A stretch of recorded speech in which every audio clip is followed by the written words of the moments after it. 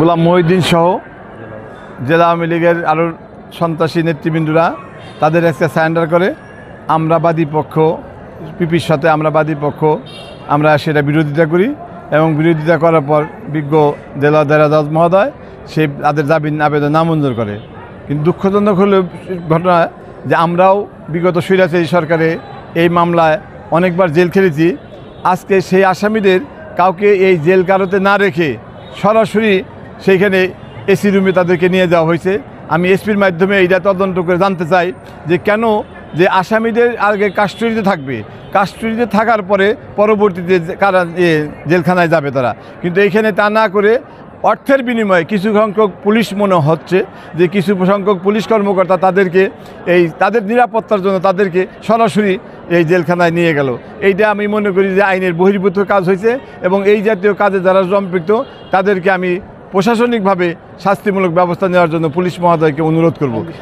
কারণ হচ্ছে আমরা আইনজীবী সাধারণ সম্পাদক আমি মানিকগঞ্জ দেখেছি আসামি যেই হোক আসামি সবাই সমান, কিন্তু এই ক্ষেত্রে যে আসামিদের একটি ভিআইপি মর্যাদা দিয়ে তাদেরকে কাস্টডিতে না রাখা এইটা একটা সন্দেহজনক, মানুষের মধ্যে একটা প্রশ্নের সম্মুখীন হয় এবং মনে করি যে অনেকেই আওয়ামী লীগের দোসর প্রশাসনের লোকজন এখনও ঘাপটি মেরে বসে আছে, তাদের বিরুদ্ধে ব্যবস্থা নেওয়া দরকার বলে আমি মনে করি এবং আমি এই ঘটনার তীব্র নিন্দা জানাই।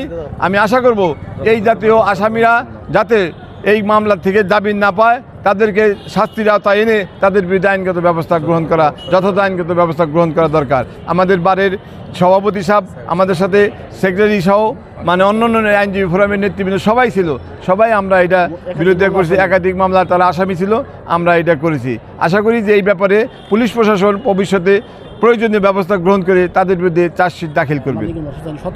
এবং দীর্ঘদিন অনেকে তারা, বিশেষ করে আমি বলবো যে একজন নাম আছে ওই রেজা, কি রেজা নাম কি, হ্যাঁ বশির রেজা, সে অর্থ যোগানদাতা, সে বিভিন্ন অপকর্মের সাথে জড়িত। ল্যান্ড মানুষের কাছে জোর করে জমি দখল করেছে, জমি ক্রয় করে মিথ্যা মামলা দিয়ে মানুষ হয়রানি করেছে। আজকে তারও মামলা জামিন বাতিল হয়েছে। আমরা এই জাতীয় যারাই আছে তাদের বিরুদ্ধে ন্যায় বিচার আমরা আশা করি প্রশাসনের কাছে।